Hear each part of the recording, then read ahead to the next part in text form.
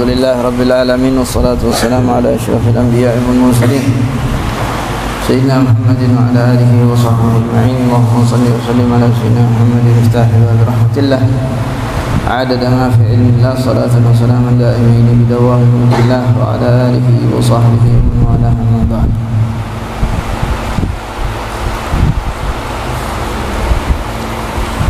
Kemarin Habib Muhammad bin Abdullah Al-Idrus sudah menyampaikan kepada kita bagaimana sifat daripada Rasul sallallahu alaihi wasallam saat beliau di bulan Ramadan.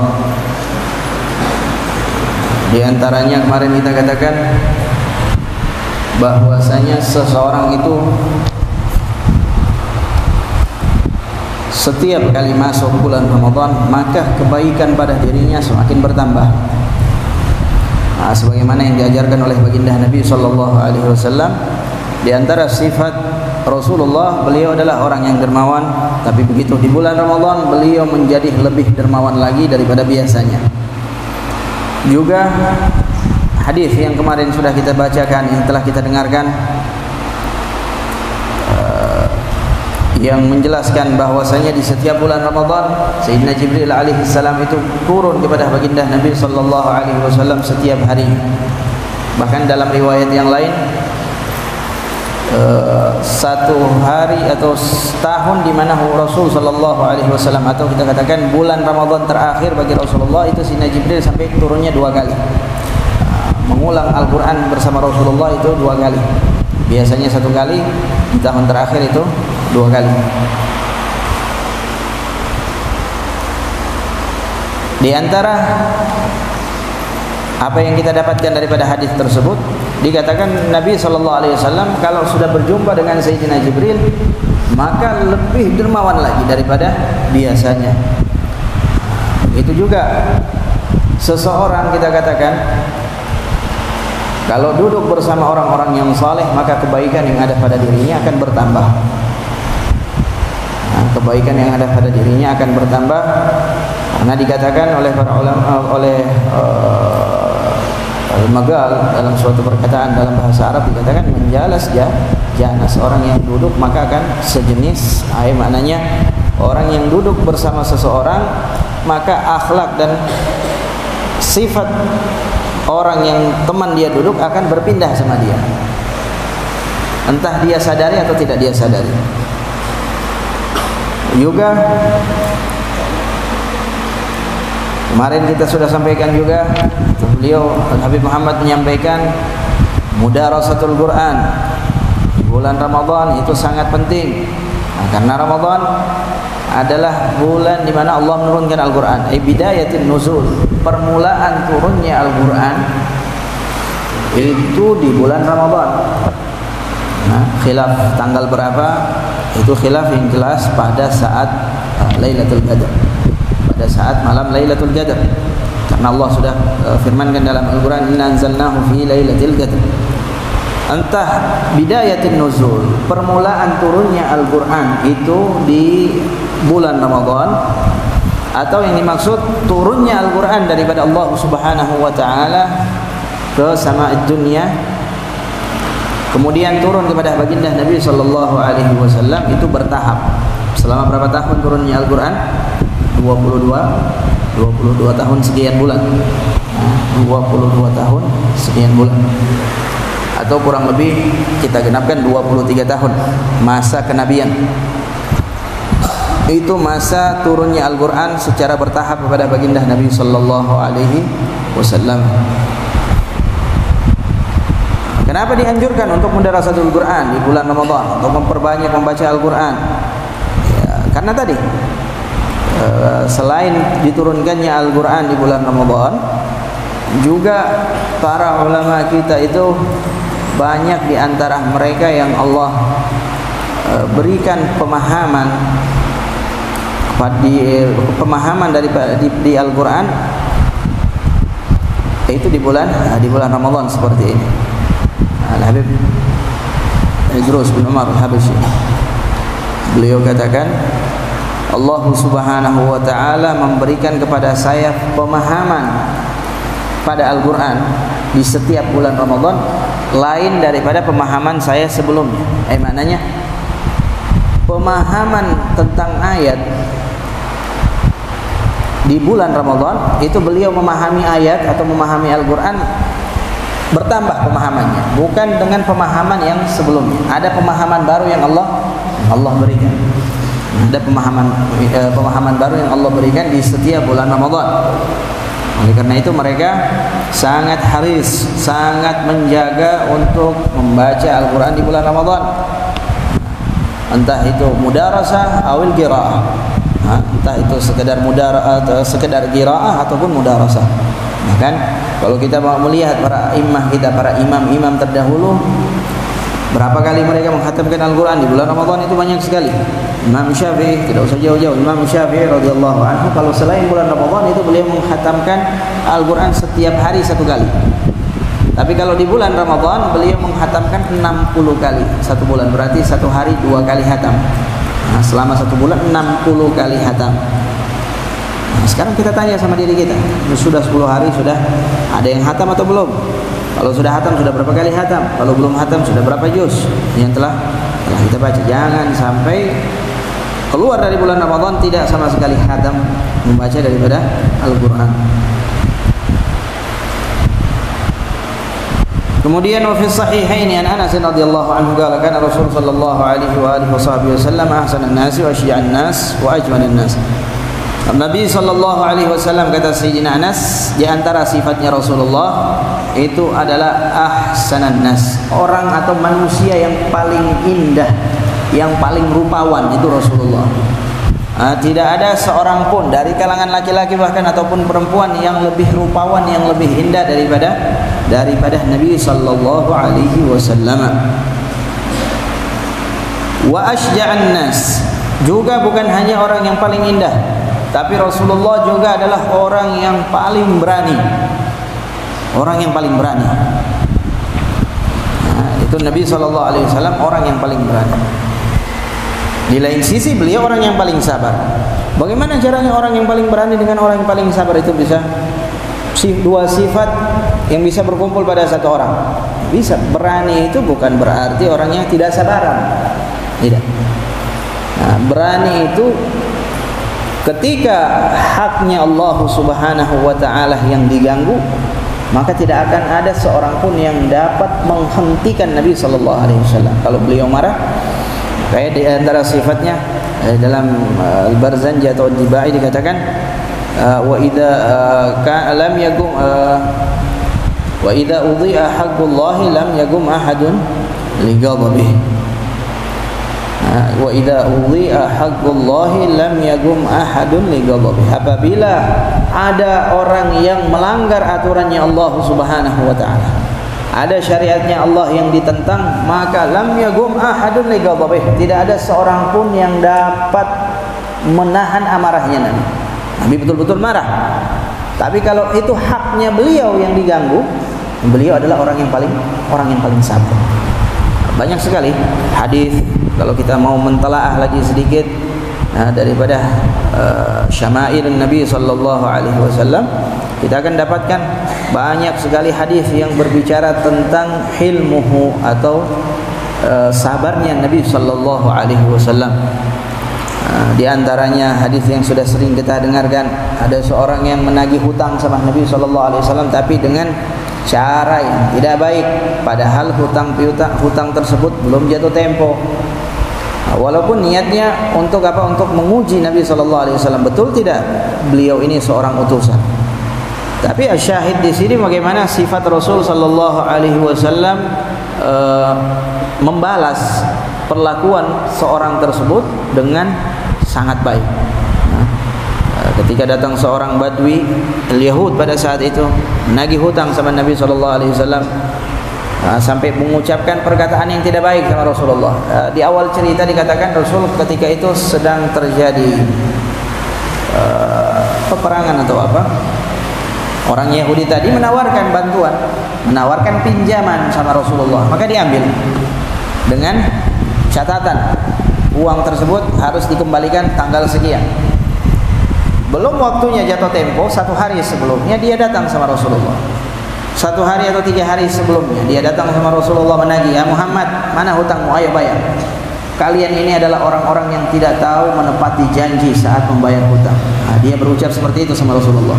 Bahkan dalam riwayat dikatakan dia menarik syal daripada Nabi SAW sampai berbekas merah di lehernya Rasulullah karena kuatnya tarikan tersebut. Sayyidina Umar sampai marah, ya Rasulullah, da'ni aqta'u lugah. Ya Rasulullah, biarkan saya penggal lehernya, kata Sayyidina Umar. Ini orang kurang ajar. Nah, kata Nabi, jangan. Akhirnya Rasulullah merintahkan Sayyidina Umar untuk mengambil uang dari Baitul Mal, bayar hutangnya, kemudian tambahkan, bukan cuma dibayar tapi ditambahkan. Kenapa? Karena Sayyidina Umar sudah buat dia takut tadi. Nah, diancam mau dibunuh, sudah buat dia takut, disuruh tambah. Begitu sampai di Baitul Mal, diberikan uangnya, hutang piutangnya, dan ditambahkan. Yahud tadi itu mengucapkan syahadat. Kata dia, apa, saya tadi cuma mau mengetes Muhammad bagaimana, betul tidak sifatnya. Saya sudah dapati sifat-sifat, tinggal satu. Nah, tinggal satu sifat yang belum saya dapat. Apa itu? Al-hilm alladzi la yastafizzuhul ghadab. Orang yang sangat sabar, yang tidak mudah terpancing amarahnya. Tinggal itu. Tadi sudah saya buktikan sendiri. Akhirnya meluk Islam, syahadat. Nah, ini sifatnya Nabi SAW. Tapi apabila haknya Allah yang dirusak, haknya Allah yang diganggu, syariat yang diinjak-injak, maka kata para sahabat, di antara sifatnya Rasulullah, idza udhi'a haqqullah lam yagum ahadun bi ghadabih. Bahkan para sahabat mengatakan, itu kalau perang sudah berkecamuk, kalau sudah berperang antara umat Islam dengan orang-orang kufar, maka kami para sahabat itu berada membentengi diri kami di belakangnya Rasulullah. Maknanya apa? Rasulullah orang yang paling depan kalau berperang, tidak takut, berani. Nah, bukan seperti pemimpin-pemimpin sekarang. Begitu kalau ada peperangan, yang ditaruh di depan siapa? Pasukannya. Dia di mana? Dia di rumah, di belakang, takut. Tapi Rasulullah tidak. Kalau begitu ada peperangan, beliau adalah orang yang paling depan. Sampai para sahabat mengatakan, kalau sudah berperang kami berada di belakangnya Rasulullah. Nah, karena kalau sudah berperang tidak ada yang bisa menghalangi Nabi SAW. Akan tetapi walaupun seperti itu, beliau tidak pernah membunuh. Di dalam peperangan Rasulullah itu tidak pernah membunuh, melukai, menciderai orang musuh, ya. Tapi kalau sampai membunuh tidak, karena tadi ada kasih sayang dalam diri Rasulullah. Kenapa? Karena beliau tahu orang yang membunuh atau yang dibunuh oleh Nabi itu adalah orang yang paling besar azabnya nanti di akhirat. Orang yang paling besar azabnya di akhirat adalah orang yang membunuh Nabi atau orang yang dibunuh oleh seorang Nabi. Itu azabnya paling besar. Nabi tidak pernah membunuh seseorang di dalam peperangan karena tadi itu. Karena beliau tidak mau orang ini dapat azab yang paling besar di akhirat. Kecuali satu orang. Satu orang saja yang pernah dibunuh langsung oleh Nabi SAW, dan itu pun tidak langsung meninggal, tapi karena luka cedera yang diberikan oleh Rasulullah, akhirnya dia meninggal. Karena sudah besar sekali gangguan dan kejelekan yang dia berikan kepada Nabi SAW. Gala wa ajwadan nas. Bukan hanya itu, juga Rasul SAW, kata Sayyidina Anas, adalah orang yang paling dermawan. Wa fi sahih Muslim anhu qala ma su'ila Rasulullah sallallahu alaihi wasallam syai'an illa a'ta. Tidak ada seorang pun yang datang kepada Rasulullah meminta kecuali diberikan oleh baginda Nabi sallallahu alaihi wasallam. Apa yang dia minta diberikan sama Rasulullah. Nah, itu sifatnya Nabi sallallahu alaihi wasallam. Tidak ada orang datang meminta kecuali pasti beliau berikan. Seperti yang sudah kita ceritakan kemarin, bagaimana sifat tersebut ada sama Nabi sallallahu alaihi wasallam dengan cerita seorang tamu yang datang berkunjung kepada beliau sampai akhir ceritanya.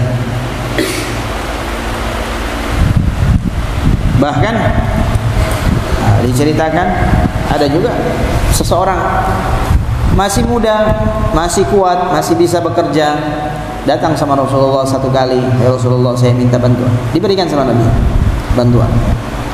Hari kedua begitu lagi, kedua kali dia datang sama Rasulullah, ya Rasulullah saya ini orang yang tidak punya, saya butuh bantuan, butuh sedekah, diberikan sama Nabi. Dalam riwayat hari ketiga dia datang seperti itu lagi, ya Rasulullah saya butuh.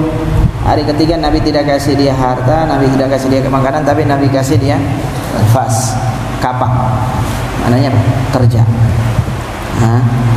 Kerja. Kau masih muda, masih kuat, nah ini ambil ini barang, ambil ini alat kerja sekarang. Iya, seperti itu lebih baik. Terkadang kita memberikan sama seseorang itu sesuatu pekerjaan yang bisa hasilnya bisa dia nikmati terus, lebih baik daripada kita cuma mengasih untuk sekedar satu kali dia makan atau dua kali dia makan. Habis itu sudah habis. Tapi kalau kita kasih dia alat atau sesuatu yang bisa dia gunakan untuk bekerja, untuk menghidupi dirinya ataupun keluarganya, itu lebih baik daripada kita memberikan dia makan satu dua kali saja. Satu dua kali habis itu dia makan, besok dia datang minta lagi. Tapi kalau kita kasih dia pekerjaan yang bagus, baik, yang halal, mencukupi untuk dirinya, untuk keluarganya, itu sangat baik. Qala faja'a rajulun, bahkan diceritakan ja'a rajulun fa'atahu ghanaman baina jabalaini faraja'a ila qaumihi wa qala ya qaumi aslimu fa inna Muhammadan yu'ti 'ata'an man la yakhshal faqah. Ada seseorang datang sama baginda Nabi sallallahu alaihi wasallam. Fa'atahu ghanaman. Nabi berikan sama dia kambing. Berapa banyak? 1 ekor, 2 ekor, 3 ekor. Nah, baina jabalaini, kambing yang memenuhi lembah antara 2 gunung. Bayangkan antara 2 gunung, walaupun mungkin gunung yang jarak antara keduanya tidak besar, tapi lembah. Kalau lebarnya 15 meter, 20 meter, itu bisa terisi berapa ekor kambing itu? Kalau seperti satu musalla ini bisa terisi berapa ekor kambing? Ratusan. Diberikan kepada siapa? Kepada 1 orang. Ini kapan? Peristiwanya terjadi di perang Hunain.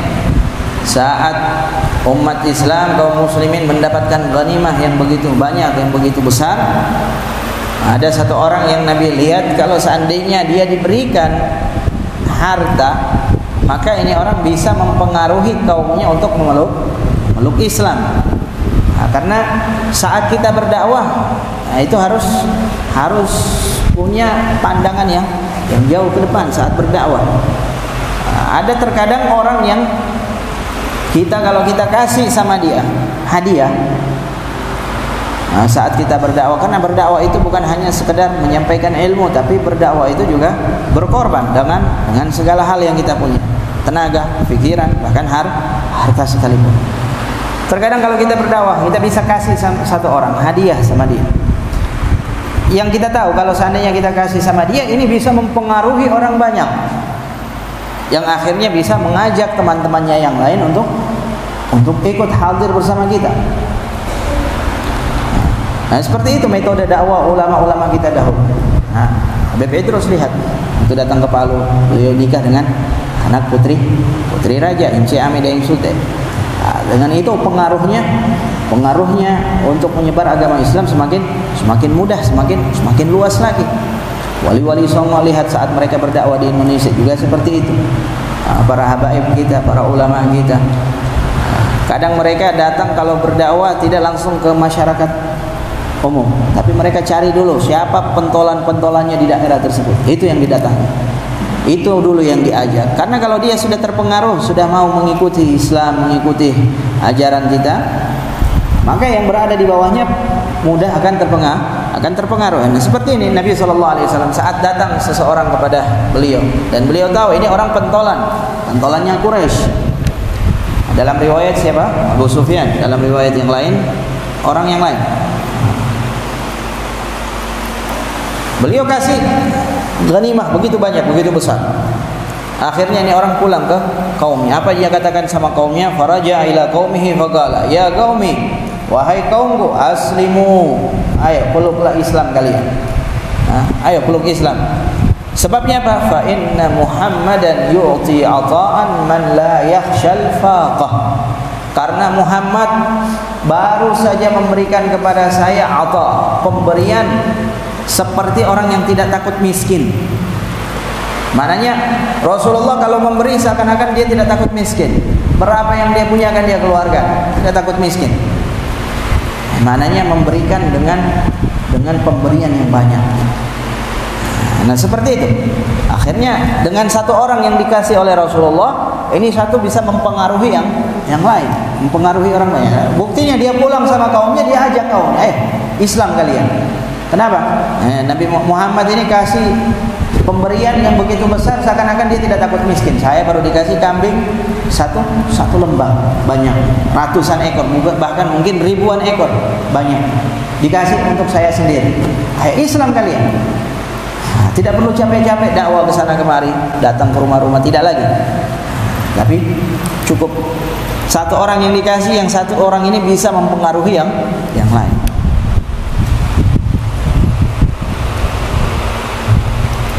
Qala sahibul hamaziyah tattaqi ba'sahal muluk wa tahdha bil ghina min nawalihal fuqara. Ma warada min tahdhiris shaim.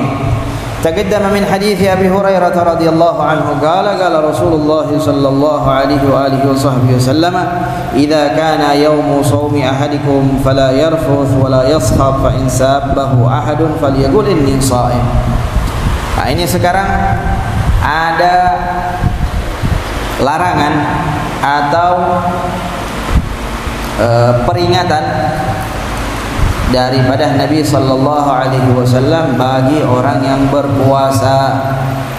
Ada larangan-larangan yang seandainya kalau dia berani melangkahi larangan tersebut, maka puasanya akan sia-sia. Puasanya tidak akan mendapatkan manfaat faedah bagi dirinya illal ju' wal atash, kecuali rasa lapar dan haus saja, itu yang akan dia dapatkan. Apa itu diantaranya? Yang diriwayatkan oleh Sayyidina Abu Hurairah, hadis yang sudah lewat. Idza kana yaumu shaumi ahadikum, apabila seorang di antara kalian berpuasa, fala yarfuth wala yashab, maka janganlah dia berkata yang kasar. Berkata yang kasar atau yang kotor, kalam fahish, wala yashab, atau bertengkar dengan suara yang tinggi, dengan emosi. Kalau berbicara itu as-sahab. Berbicara dengan emosi, dengan nada tinggi, bertengkar dengan temannya. Suaranya sudah keras. Fa in sabbahu ahadun, kata Rasulullah, kalau ada orang yang mencaci dirinya, ada orang yang mencaci orang yang sedang berpuasa, maka bagaimana perilaku, bagaimana sikap orang yang berpuasa ini? Bagaimana sikap dia? Apakah membalas? Apakah diam saja? Falyaqul, kalau ada orang yang mencaci dia, kata Rasulullah, falyaqul, maka hendaknya dia berkata, inni shaim, saya sedang berpuasa. Bagaimana mengatakan ini? Kita katakan sama orang yang mencaci kita.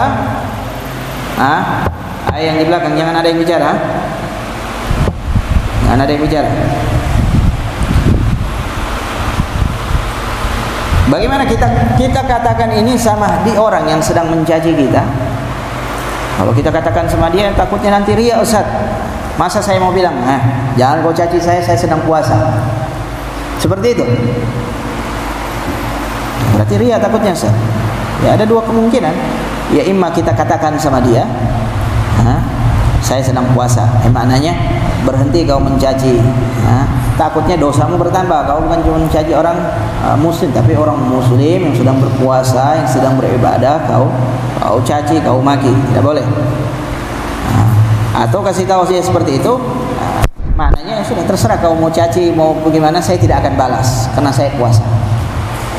Atau katakan sama diri kita sendiri dalam hati cukup, Allahumma inni shaim, ya Allah saya sedang puasa. Maknanya untuk menahan amarah, terkadang kita harus mengingatkan kepada diri kita bahwasanya kita sedang dalam keadaan beribadah, supaya nilai ibadah tadi tidak berkurang. Ya kita ingatkan sama diri kita, Allah saya sedang berpuasa. Inni shaim, inni shaim. Cuman jangan jangan ditambah nanti dalam hati. Oh, tunggu kau habis bab buka baru saya balas. Nah, tidak baik. Maknanya inni shaim. Ya, tahan diri. Bukan maknanya tunggu habis bab buka kau.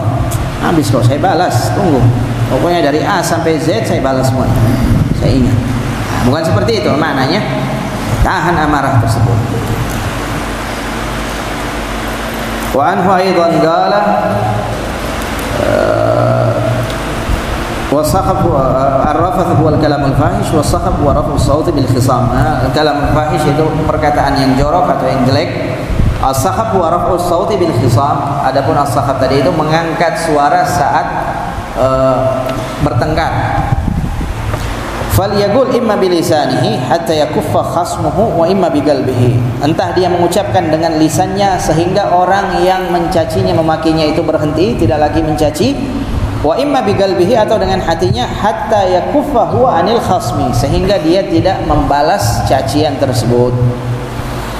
Wa anhu aidan qala Rasul sallallahu alaihi wasallam man lam yada' qaul az-zur wal 'amal bihi falaysa lillahi hajah fi an yad'a ta'amahu wa syarabahu.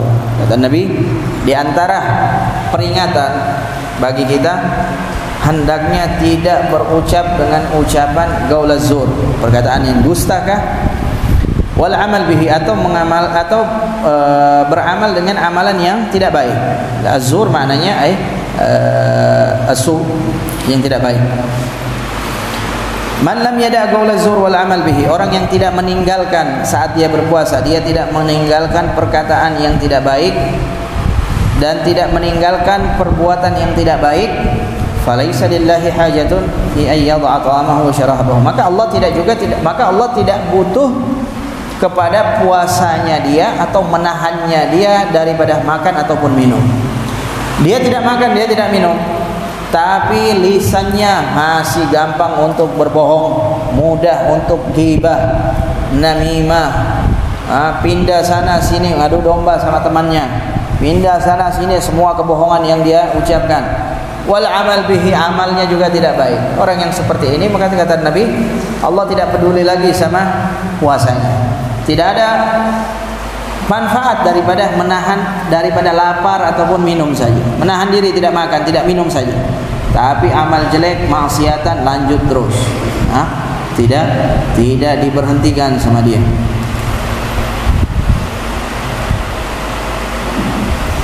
Wal ma'na anna as-sa'im illam yatruk al-kadhiba wal maila 'anil haqqi lam yubali Allah ta'ala bi shawmihi wa la yanzura ilayhi li'annahu taraka al-mubaha wa huwa al-akla wasyarba wartakabal haram. Maknanya kata beliau, Nabi Muhammad katakan, hadis ini orang yang berpuasa kalau tidak meninggalkan al-kadzib, dusta ataupun ketidakbenaran, maka Allah tidak peduli dengan puasanya dan tidak menoleh kepada orang tersebut. Kenapa? Karena dia berpuasa meninggalkan hal-hal yang mubah. Dia meninggalkan makan, dia meninggalkan minum, itu yang dia tinggalkan. Tidak makan, tidak minum, padahal makan minum itu perkara yang mubah. Perkara yang haram dia kerjakan. Bohong, masih tetap bohong walaupun puasa. Ghibah, masih tetap lanjut ghibahnya walaupun puasa. Namimah, melihat nazar ila al-haram, nazar ila akhihi al-muslim bi ainil istihzar, melihat pada sesuatu yang haram atau memandang kepada saudaranya yang muslim dengan pandangan meremehkan atau meremehkan orang lain. Nah, ini semua kan perkara yang haram yang sepatutnya ditinggalkan, bahkan di selain bulan Ramadan. Ini di bulan Ramadan yang makan minum dia tinggalkan, tapi yang haram dia kerjakan, maka tidak ada manfaatnya, sia-sia.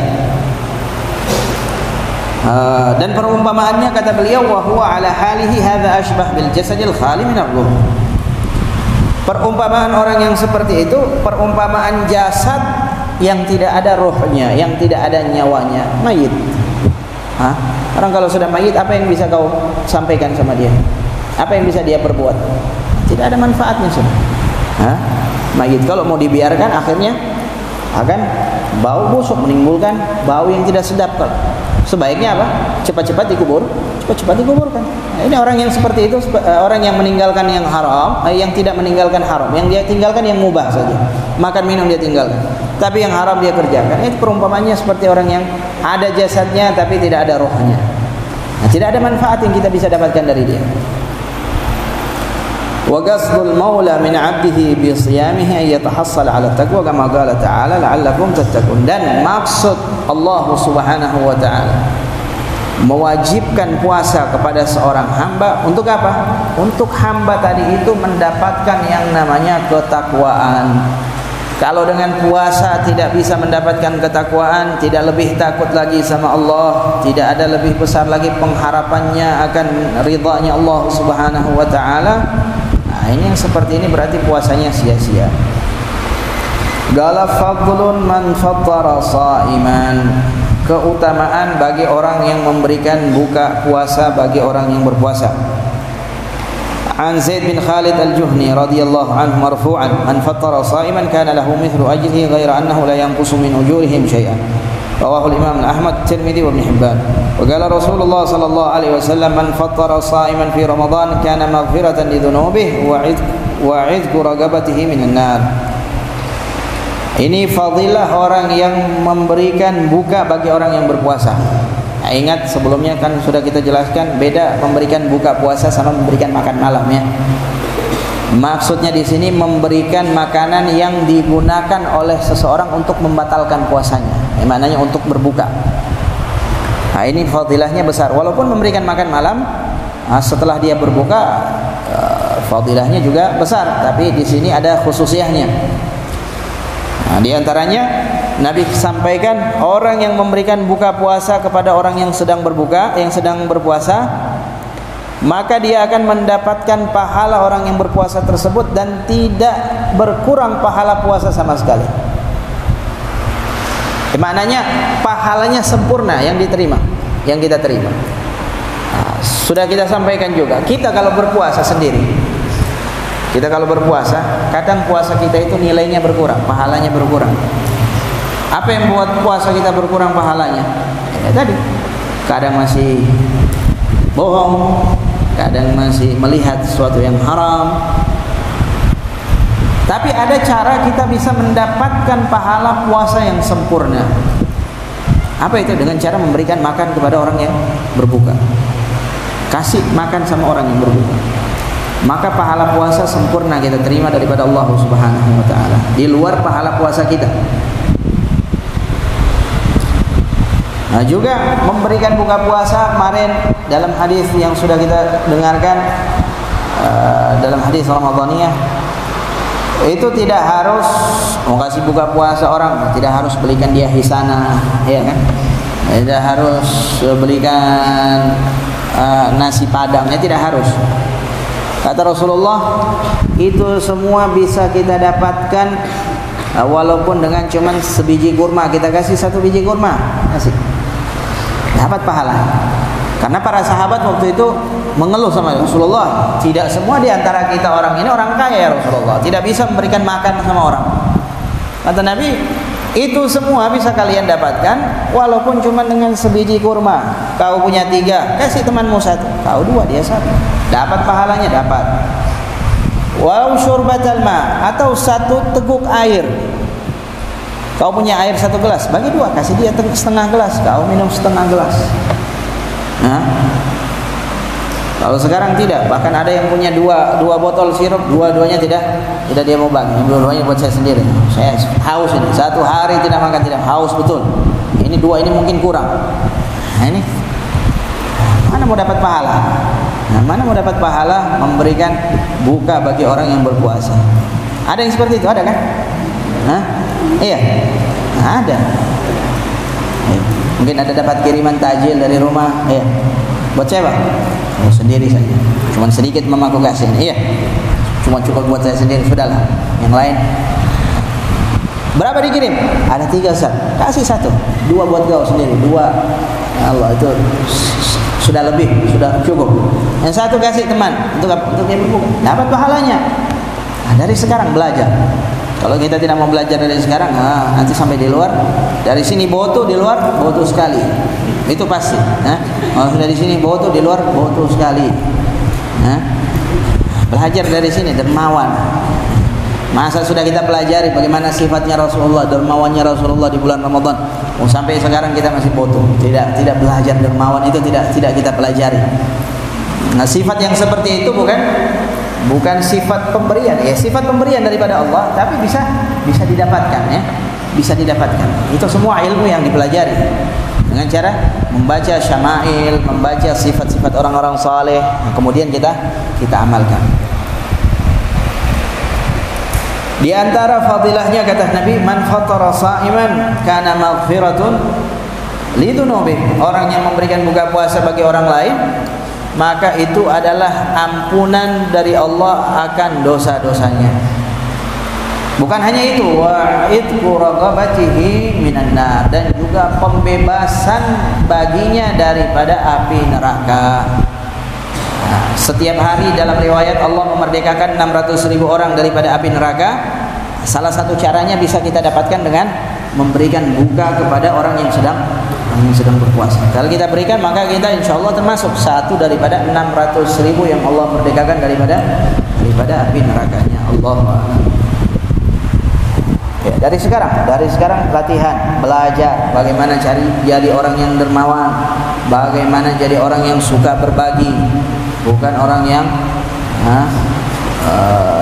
punya sesuatu cuman mau dinikmati sendiri. Jangan seperti itu. Allah.